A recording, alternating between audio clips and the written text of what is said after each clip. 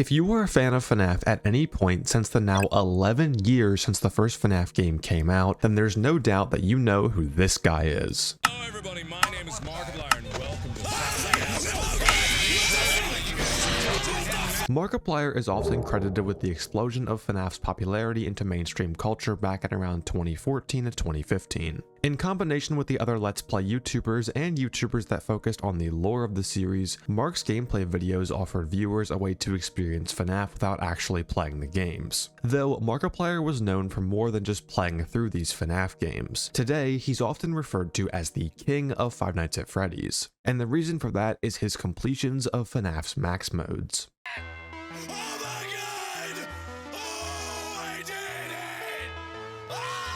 You see, in every Five Nights at Freddy's game, the main game is just that, Five Nights at Freddy's. It spans over the 5 nights that you'd see in a normal work week. But once you complete night 5 of the main game, some additional content is unlocked with a new 6th night, with the animatronics on an even harder difficulty. Complete that night and you unlock the custom night, where you can now create your own night by manually adjusting the AI of each animatronic, making them harder or easier. Since the max difficulty setting of every animatronic is 20 AI, it didn't take long until players began to attempt 420 mode, or 2020-2020 mode as it was called back then. Markiplier was one of these players, and on August 21st of 2014 would complete the original 2020-2020 mode in FNAF 1, demonstrating his skill within the game. Around 3 months after the original FNAF had blown up in popularity, FNAF 2 released and continued to build the hype around the series. In this new game with more than double the animatronic count of the first, viewers were eagerly waiting to see if the king of FNAF would attempt the now hardest challenge within the series. All 10 animatronics in FNAF 2 set to 20 AI,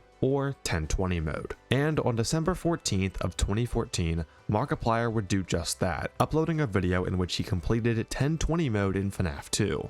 This was the video that really cemented Mark's place as the king of FNAF. But as the years went on and people began to understand more and more about how these FNAF games work under the hood, some questions began to arise as to whether or not Markiplier legitimately completed 1020 mode in Five Nights at Freddy's 2. Some animatronics seemed to be missing from certain parts of the video, and there seemed to be some weird cuts all throughout it. And those suspicions are what we are here to investigate today. Before we continue with this video, I do want to make it explicitly clear that I do not hate, nor do I want people to hate Markiplier. I grew up watching Markiplier. Markiplier is one of the most genuine and down-to-earth people on this platform. I don't want this video to seem like a hit piece made out of pure hate. I just think it's cool that the technical FNAF community is so knowledgeable about these games that with just 15 to 20 seconds of footage, we can tell exactly what's happening within the game. It also gives me an excuse to go a little bit deeper into my favorite original FNAF game that hasn't been seen on this channel in detail in quite a long time. Regardless of what your opinions are, remember it's just a game that he played 10 years ago at that. Don't go into Markiplier's comments and harassing him. Please keep things to yourself. Be respectful, and most importantly, enjoy the video. Now, before we talk about what was truly going on in Markiplier's video itself, I'm going to spend the first part of this video talking about exactly how FNAF 2 works. I won't be going over how everything in this game works, as it does get very deep with some super niche information. I'll just go over everything that is relevant in order to investigate Markiplier's completion. Because of the nature of this video, whenever I talk about anything relating to how FNAF 2 works, I'll put the source code from the FNAF 2 MFA file in the bottom left corner here to show exactly where I'm getting my information from. And before anyone comments about this, yes, all code and gameplay that will be showcased in this video is from version 1.031 of FNAF 2, the same version that Markiplier played 1020 on. The first and most basic thing to go over applies to almost every animatronic in the game, and it's how they move throughout the building. Most FNAF games operate on a system known as movement opportunities. This concept can be broken into 2 pieces, AI values and intervals. In FNAF 2, all intervals are exactly 5 seconds. This does get a bit wonky on older patches, and we'll get into that later, but just for the sake of this explanation, assume that every interval is exactly 5 seconds long. On every 5-second interval, all regular animatronics within the building will have a chance to move based on their AI value. Foxy and Golden Freddy here work a bit differently, but they aren't really that relevant for anything in Markiplier's completion, so we won't have to talk about them here. Now, let's use Withered Freddy as an example for how movement opportunities work. We could pick anyone in this group here, but Withered Freddy is my favorite animatronic of all time, so we'll go with him. Withered Freddy starts out in the parts and service room, and on his next successful movement will move to the main hallway. So on the next 5-second interval, the game looks at Withered Freddy's AI value. For this example, let's say his AI value is 10. Now, the game will roll a random number between 1 and 20. If this number is less than or equal to Withered Freddy's AI, he will move into the main hallway. Think of it like the animatronic rolling a 20-sided die in order to determine if they're going to move. In fact, this analogy has been used so much that you can almost think of it like the frame rule bus analogy from Super Mario Bros. Speedrunning in FNAF terms. If you've been paying attention, then you might have picked up on the fact that when the game rolls the random value to compare against Withered Freddy's dice roll, it's a value between 1 and 20, the same range of values that we see on the custom night screen. This is why 20 is the max difficulty, because on 20 AI, it wouldn't matter what Freddy rolls. He's always going to be rolling a random number less than or equal to 20. So he's always going to be moving on every 5-second interval. To simplify this further, however high an animatronic's AI value is, that AI value over 20 is their percent chance to move. So for 10 AI, what's the chance? 50%. 15 AI, 75%. 5 AI, 25%. Now, there are a few things within FNAF 2 that we have to talk about regarding animatronic movement in combination with movement opportunities. Firstly, animatronics cannot move backwards in FNAF 2. Every regular animatronic has a starting camera and a return point. The starting camera is where they will start at the beginning of the night, and the return point is the camera that they will return back to after they're cleared from the office by using the Freddy mask. As you can see in this clip, after Toy Bonnie leaves the office, he does not go back to Cam 9, but instead returns to a closer camera. For some characters, these cameras are one and the same, but for others, their return points can be much closer to your office than their starting cameras. The only regular animatronics that don't follow this movement rule exactly are Mangle and Withered Freddy, who have two 50-50s in their movement paths. Everyone else makes a beeline straight for your office. This will be super important for later in this video, so remember that animatronics cannot move freely around the building like in FNAF 1, 3, 4, or 6. They are always on a direct path towards your office. Secondly, animatronics in FNAF 2 are never truly at 20 AI. Even when set to 20 AI in the custom night, FNAF 2 will hard cap most of the animatronics AI at 15, with Golden Freddy being capped at 10 and Withered Foxy capped at 17. The reason for this is to keep some randomness at play even on 1020 mode, so remember that for all regular animatronics, even if you set their AI value to any value between 15 and 20, the game will cap it at 15 when you enter the night. So we know that on 1020 mode, every regular animatronic has a 75% chance to move on every 5-second interval. Keep that in the back of your head as it's going to be super important later. Now, before we move on to analyzing Markiplier's video, I'd like to give thanks here to It's Taken for helping me with this section and everything that you're going to see from here on out in this video. Now, with all of the background knowledge out of the way, we can discuss Markiplier's video itself. Before we get into the math or anything, it's important to consider why we're even suspicious of this run in the first place. Well, to put it simply, it's because Markiplier didn't include the full uncut run of 1020 mode. But it's not just that. Yes, it is strange that he didn't include the full completion, especially considering that for both Sister Location and FNAF 1, max modes that he did before and after 1020 mode, he did leave in the full run. But you might be saying, well, Mark cut his runs of 420 on FNAF 4 and Nightmare Aggressive only on FNAF 3, so why aren't we talking about those as well? It is true that he cut the footage up in FNAF 3 and FNAF 4. However, I'd like you to pay attention to the placement of his cut at the end of his FNAF 2 run specifically. Here, I'll play the clip. I'm sweating, I'm crying, that was awesome and awful, I hate it, I never want to do it again. Okay, so on the rumor mill, Five Nights at Freddy's 3, oh, I need a minute. Okay, so the rumor is Five Nights at Freddy's. After Markiplier completes the night, he doesn't just go to the custom night to show off his Golden Freddy star, or even re-enter the night to show off the Golden Freddy plushie that you obtain from beating 1020 mode. Instead, he insists that he has to catch his breath after beating the mode, then transitions using a crossfade to the custom night screen where Golden Freddy mode is marked as completed. At no point do we ever see Mark go from the menu to this Golden Freddy screen all in one cut. This led people to speculate whether or not Markiplier had played on an easier difficulty than true 1020 mode, then passed the recording off as legitimate by cutting up the footage. In fact, Mark even acknowledges cutting the footage in this exact way as suspicious in his FNAF 3 Nightmare Aggressive only completion, in which he did a very similar cut. aggressive nightmare mode. That is aggressive nightmare mode. Complete, legit, done. Not that it matters because my webcam fell over and I could have cut in between there like, yeah, I was doing fast night, no errors radar. But god damn it. Oh man. The only reason that we aren't talking about that run as well is because there's virtually nothing to go off of in his winning run. Whereas in FNAF 2, as you'll see, there is quite a bit of evidence. I guess the idea might have been a bit fresh in his mind. As early as 11 years ago, a user named Villain Decay brought this up on the r/FNAF subreddit, and I promise, dude, I will avenge you because this man got mauled in the replies. So let's rewind a bit. We know that Markiplier is constantly cutting up the footage throughout the video. So the only footage that matters to us right now are the last 18 seconds after the last gameplay transition, from 9:09 to 9:27, since this is the only raw footage that we know for a fact is from the winning run. If we look closely at this footage, you might notice that something seems a little bit off. Here, I'll play the clip in full.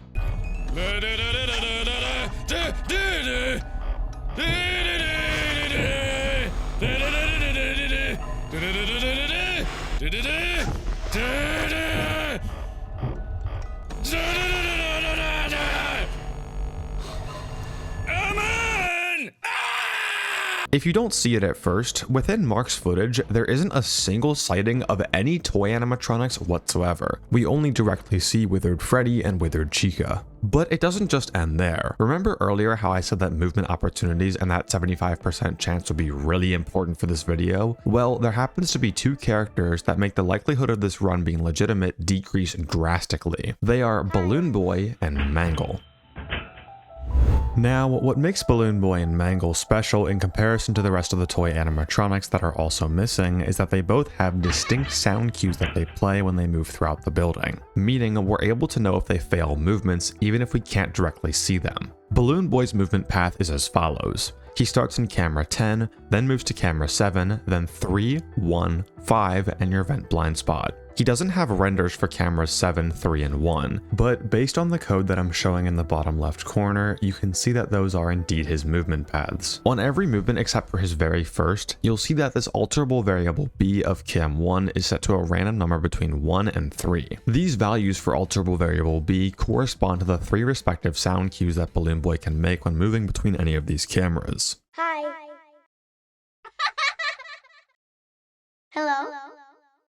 So we know that every time Balloon Boy isn't in camera 10, he has a 1 in 4 chance to stay silent on every 5-second interval. Mangle is similar. She starts in camera 12, then moves into 11, 10, and 7. From here, Mangle will move into the office hallway, then cam 2. She then has a 50-50 to either move into cam 1 or into the vent. If she moves into cam 1, she'll move back to cam 2 on her next successful movement. If she moves into the vent, she'll move into the vent blind spot after 5 seconds have passed and you pull up the cameras. As I stated before, along with Withered Freddy, this makes Mangle one of the only characters in FNAF 2 that can move somewhat randomly, albeit only between 2 cameras. What's important for us though is how Mangle's sound cues work. Once Mangle is in the main hall, the game uses a similar structure to Balloon Boy to play her sound cues for further movements. In fact, it's the exact same structure, with a random number being pulled from 1 to 3, and each of those numbers corresponding to a sound cue that can be heard throughout the building. The only difference is that Mangle's sound cues are produced by her being in a range of positions called hear footsteps then moving, or moving into that range from cam 7, whereas Balloon Boy's happen in his movement code itself, which results in the same outcome.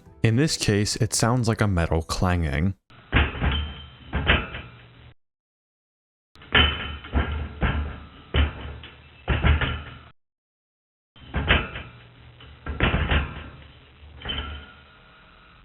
The only difference between Balloon Boy and Mangle is the variable name, B for Balloon Boy and M for Mangle. So we know that Mangle's movements from the main hall into the office hallway into cam 2 to cam 1, and cam 1 to cam 2 will all play some sort of universal sound cue, basically anything in this area of the building. We also know that Mangle will return to the main hall upon being cleared, meaning that any movement that isn't her going into your vent will play one of these 3 sound cues. And we know that Balloon Boy will always play a sound cue if he's past his first movement. Now let's watch Mark's winning clip again. Remember to keep your ears peeled for any sound cues.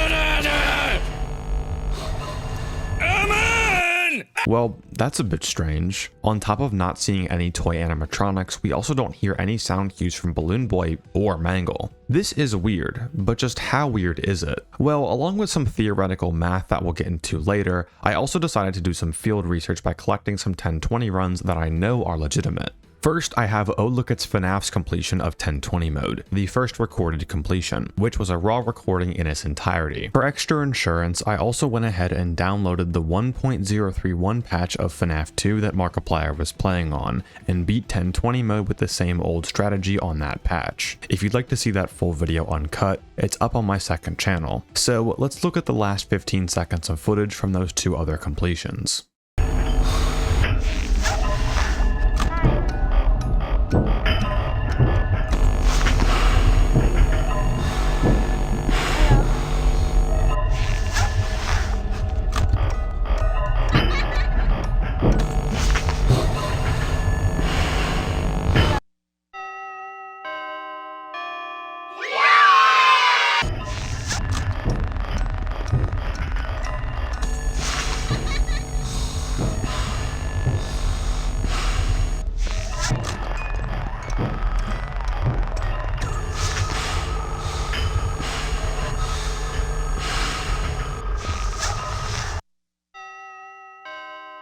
Well, that's a bit strange. In the last 19 seconds of OhlookitsFNAF's completion, the same length as Markiplier's ending clip, we heard 4 sound cues from Mangle and 4 sound cues from Balloon Boy. In my run, we heard 2 sound cues from Mangle and even see her physically, and 2 sound cues from Balloon Boy. I mean, that's a little odd. It seems like for both other clips, there was quite a few Mangle and Balloon Boy sounds. It's not just the last 15 seconds either. In fact, if you take any 15 seconds from either of these legitimate completions that isn't at the start obviously, we hear Mangle or Balloon Boy at some point. And that's based only on sound, not even seeing other toy animatronics or counting Balloon Boy's silent points when he's in the vent blind spot, even though he is physically visible. And yes, I not only beat 1020 true old strat for this video, but I also sifted through both of these recordings for 2 hours straight, marking out every single 5-second interval and seeing if Balloon Boy and Mangle made any noises. So if you'd like to make this very tired man really happy, if you learned something new, or you're just enjoying the video so far, I would really appreciate it if you subscribed. It means the world to me. Now, back to the game.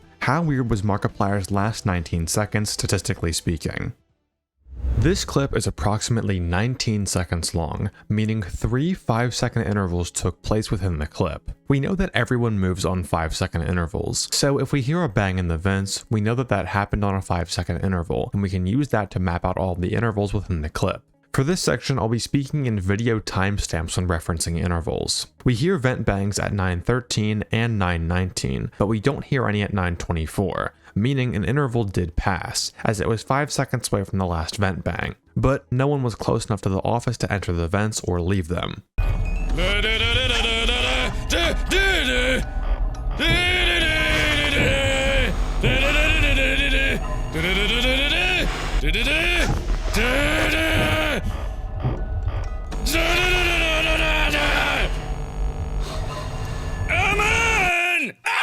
We also know that the last interval to happen before this clip had to have been at 9:08, 5 seconds before 9:13. Keep this in mind as this will be important for Mangle specifically later. This means that in the last 19 seconds of Mark's completion, he passes over 3 intervals where either Balloon Boy or Mangle could have made their sound cues. We also know that Balloon Boy couldn't possibly be in camera 10, where his next movement is silent, as right when the clip starts, Mark still has the mask on from a blackout, and we don't hear any immediate banging in the vents. When a vent animatronic that isn't Toy Bonnie leaves the vents, they'll always play this audio file.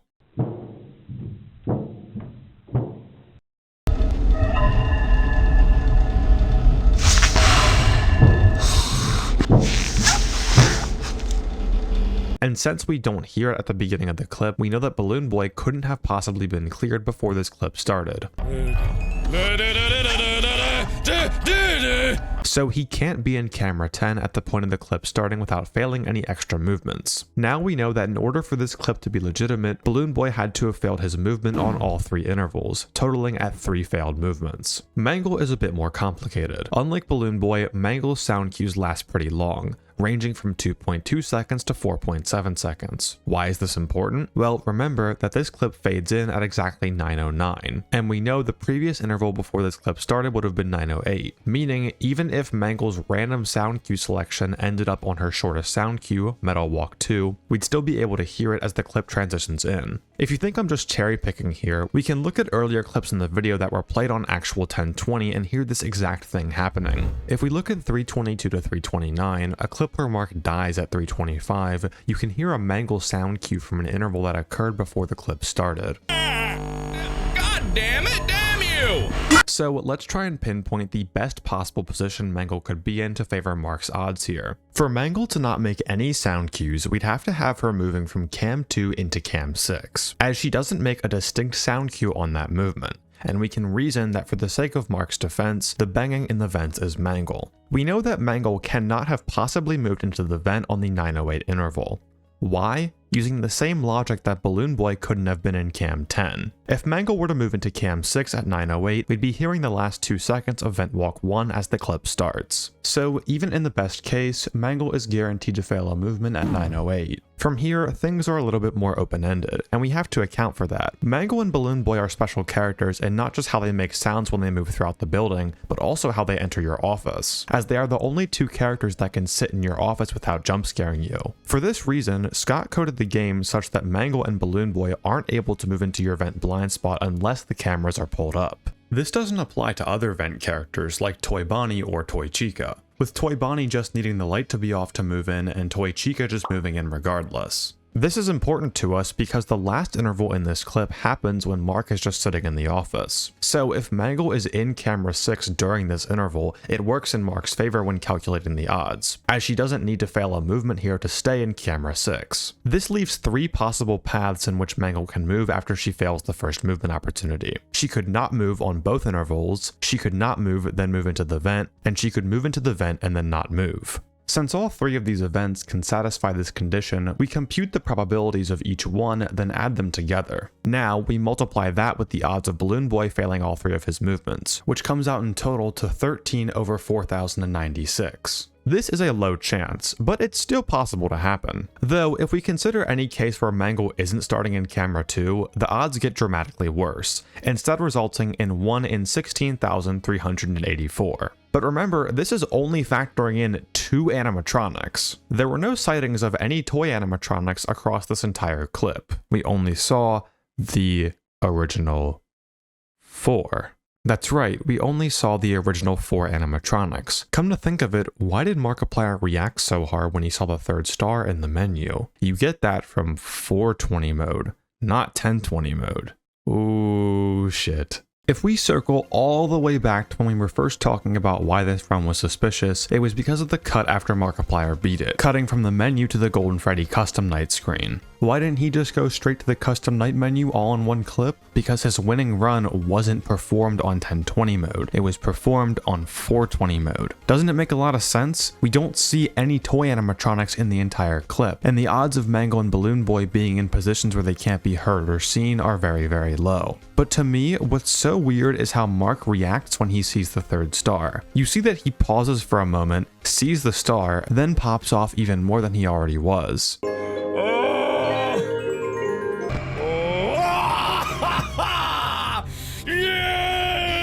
However, you don't get this star from 1020, you get it from 420 and only 420. If we go into the save file for the game, you'll see these variables, C1 through 10. All of these variables correspond to a custom night preset within the custom night menu. If one of them is set to 1, then you obtain a specific reward for that preset. For 420 mode or C1, you unlock the gold star. For new and shiny, you unlock the Toy Bonnie action figure. For Double Trouble, you unlock the Bonnie plush. For Night of Misfits, you unlock the BB plush. For Foxy Foxy, you unlock the Foxy plush. For Ladies Night, you unlock the Chica plush. For Freddy's Circus, you unlock the Freddy plush. For the Cupcake Challenge, you unlock the Cupcake. For Fazbear Fever, you unlock Withered Freddy's microphone. And for 1020, you unlock the Golden Freddy plush. All of these events are completely exclusive to their own presets, meaning if you beat 1020 and only 1020, you would still have 2 stars. Why does this matter? Well, Markiplier didn't have any of the rewards on his desk for any of the other presets. He just went straight into 1020 mode. You can even see in the clip from 525 to 540 that when Markiplier dies and the game goes back to the main menu, he only has 2 stars. He had never played any of the presets before 1020. So if he went back into the menu after beating Golden Freddy mode and only Golden Freddy mode, he should have seen this. This is a file that I had beat 1020 and no other presets on. And as you can see, I have the star in the custom night menu, Golden Freddy is on my desk, but I don't have the 3rd star in the main menu.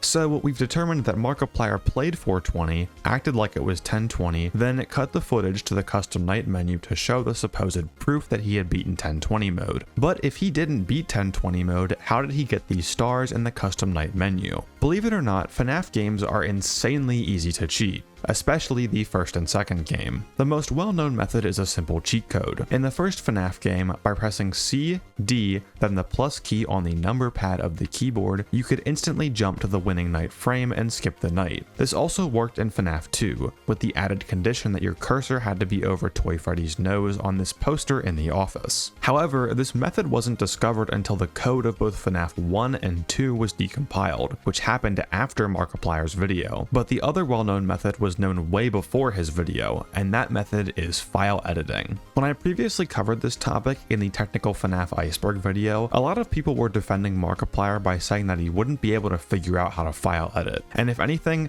that just kind of seems like an insult to the guy's intelligence. If anyone here has ever played modded Minecraft, it's essentially just that, but even easier. If you're on a Windows computer, just press the Windows key and R at the same time to pull up the run window, then type in %appdata% and go into the MMF applications folder. Open Freddy 2 in any kind of text editor and boom, you can now change your save file. By just setting C10 to 1, you've now beaten Golden Freddy mode. Plenty of tutorials on how to do this existed before Mark's video, and if you still think Mark wouldn't be able to figure this out, here's a Steam post from my profile in 2015 that I made at 9 years old. I finally beat 1020 mode.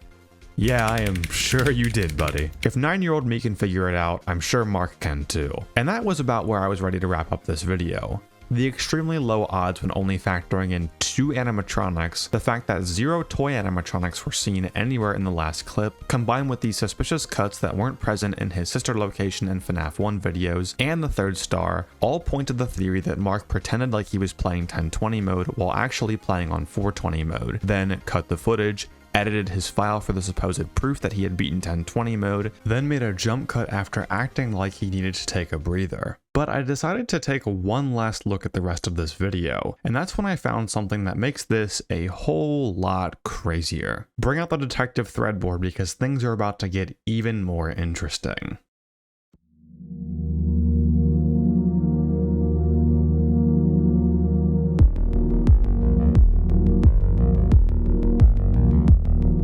I think even without this next part of the video, it's pretty clear what happened. But this was just a lot of other weird stuff that I found in every part of the video that isn't the last 19 seconds. YouTube videos back in this time period didn't have much editing involved. They were more carried by the personality of the content creator. So I was able to map out every single cut in this video and analyze and compare every single clip throughout it. The first thing that I noticed was that there were some stark contrasts between some of the clips at the beginning of the video and some of the clips near the end of the video. I first went through every clip and applied the same tests that I did on the ending clip, listening for Balloon Boy and Mangle's universal sound cues. Out of the 37 total clips, in 5 of them, Mark was at the very start of the night explaining something to the audience, so we'll disregard those. In 2 of the clips, he dies too early into them to make anything out. Then in 27 clips, with 15 of them being deaths, we either see or hear Mangle or Balloon Boy in some way. And with how much more active everyone generally seems to be, we can safely say that these clips are likely to be on 1020 mode. That leaves clip 18, 20, 35, and as we already discussed, the 37th clip in which Mark completes the night. When I was first piecing together the rest of this video after initially studying the last clip, I was looking for something, anything that was changing between clips so that I could possibly link them together. Obviously, nothing in the game would work, but maybe something in the face cam will. So I began to study the face cam in between clips and see if anything at all changed between them. Well, I noticed that sometimes when Mark dies, he tends to touch his hair in some way, meaning that if his hair was in the exact same position throughout multiple different clips, then those clips are likely to be from the same run. This isn't exactly concrete, but it was what led me to consider that maybe other parts of the video aside from the last 19 seconds should also be looked at and taken into consideration. And if you look really closely at the top left corner of Mark's hair, you can see this tiny strand that pokes out and casts a pretty noticeable shadow on his forehead. And we see this across all of these suspicious clips. 18, 20, 35, and 37. You can even see in transitions, like clip 35 to 36, how it disappears then reappears on the transition to clip 37. Applying the BB and Mangle tests from the ending clip to all of these clips with the hair strand, we have these results. Some parts of these clips are just absolutely insane, like in clip 35 where we don't hear a single vent noise.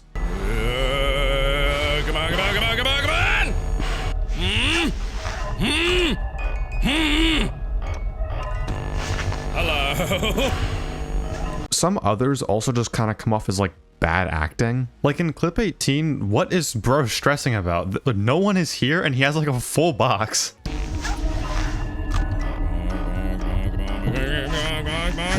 If we take all of this into consideration, it's very likely that these 4 clips were all part of the same winning run, and were stitched in with 10-20 fails to give the illusion that the run was legitimate. I also decided to keep track of the nighttime during each clip, which led to some even weirder findings. Of all of the clips in the video, Mark is only shown to make it past 2 AM in 6 clips. The 4 clips with the hair strand that we talked about being part of the quote-unquote winning run played on 420 mode, but also 2 additional clips. In clips 25 and 36, we do see toy animatronics, and we don't see the hair strand, so we know it's not part of the clips that could make up the 420 run. But everyone just seems super slow, or just not as active as they normally would be in 1020 mode. This is especially evident in clip 25, when the danger ambience, that FNAF 2 meme noise that everyone knows and loves, completely stops. Ah! Ah! Oh, fucking fucker, fuck.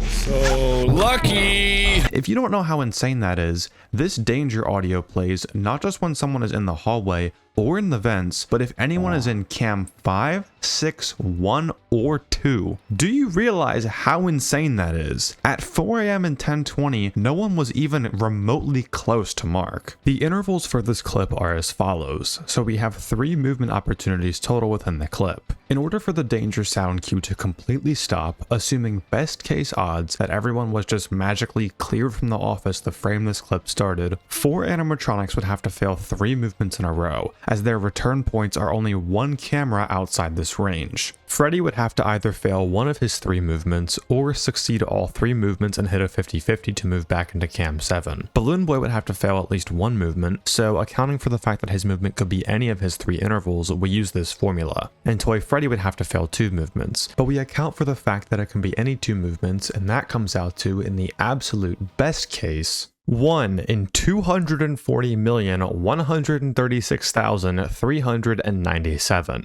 Best case. I also want to make it clear here that the situation in which everyone is at their starting positions the moment the clip starts literally cannot happen in normal gameplay. If we were to somehow simulate something like this happening, at the very minimum, we'd need 2 extra failed movements from Withered Bonnie or Withered Chica in order to keep them in their starting camera as everyone is being cleared, which bumps the odds up to a cool 1 in roughly 4 billion. Now, I've played a lot of FNAF 2 in my time, and I will tell you firsthand, I have never, ever seen a clip of legitimate 1020 where the danger ambience completely stops, making it highly unlikely that this clip was played on 1020 either. If you're curious about the other oddball clip, while not as impressive as the 1 in 4 billion, is still decently rare. I'll throw up the math on screen for this one, but it all boils down to there only being 1 sound cue in this clip from BB and Mangle, when you're expected to hear around 6 on average, which comes out to a 1 in 782. Magnitudes below clip 25, but still pretty rare nonetheless.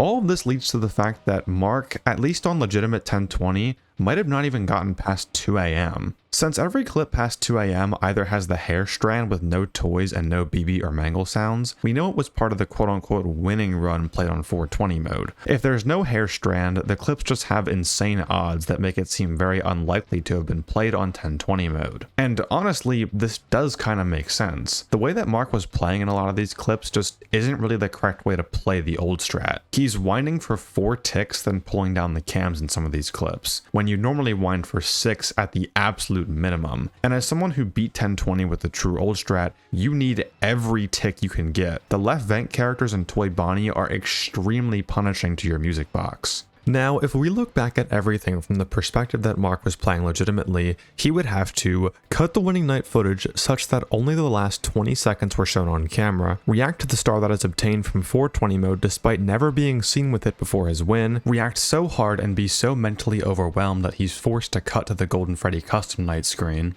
gameplay that doesn't really match up with how you're supposed to play the true old strategy, and never seeing a toy animatronic past 2 a.m., or just having odds that make it extremely unlikely to be on a 1020 setup. I guess there is no definitive 100% proof on the matter, but if I were to judge the legitimacy of the run, I think that it's pretty clear that Mark just beat 420 mode and inserted fails of 1020 mode throughout the video in order to make it look like he was playing on true 1020. So this begs the question, why did Mark do this? Well, Markiplier isn't known on YouTube for his insane gaming skill or anything, he's just known for being a funny and entertaining guy. And he didn't mean anything bad by faking his run. It's not like the video was any less entertaining, but it's also important to consider that the style of content people would upload back then was so much different than how it is today. These days, we see YouTubers uploading maybe once a month, with high quality, movie-like edited videos. But back in those days, you'd see big name Let's Players dropping on the daily. Mark even says in his video that FNAF 3 is on the horizon, and he likely felt pressure to get this video out before FNAF 3 would release. He tried 1020 at first, and realized that the luck, skill, and most importantly time required for it just would not work with his schedule and upload frequency. And in all honesty,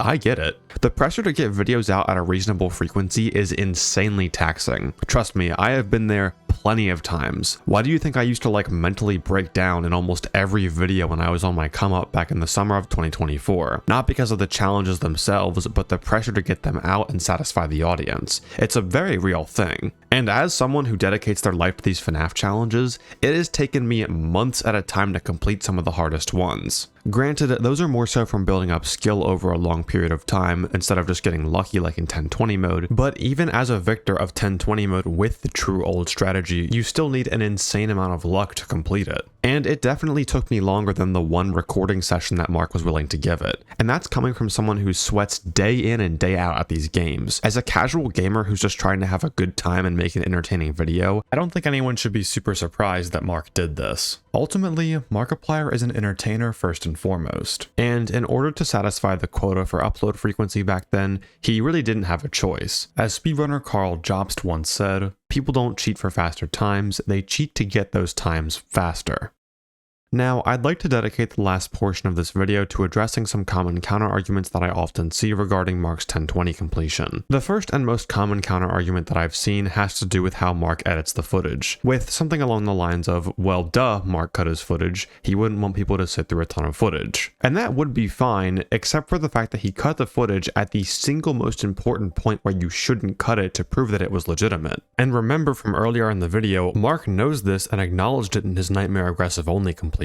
It also doesn't help that Markiplier showed his 2020 mode completion of FNAF 1 in its entirety. If he didn't want the footage to be repetitive, he definitely wouldn't have left it all in there, as FNAF 1 has the single simplest gameplay loop on top of having the longest nights. I just don't really see the argument here. And if you were to argue that Mark was editing his footage more as time went on and his channel evolved, then why did he also have his sister location 1020 win uncut as well in that video? It just doesn't really make any sense. The only other counterargument that I've seen, as funny as it sounds, is that Mark is just a lucky guy. Listen, I want to believe this as much as you guys do, but you have to remember that in this case, luck is the secondary aspect of what we're looking at here. The only reason that it was worth looking at the odds of these clips was because Mark reacted to the third star in the menu and cut the footage. If anyone got crazy luck on a full raw recording of 1020, there wouldn't be a reason to doubt it. The math just backs up the theory that he faked the run, but that theory was originally created from the strange cuts.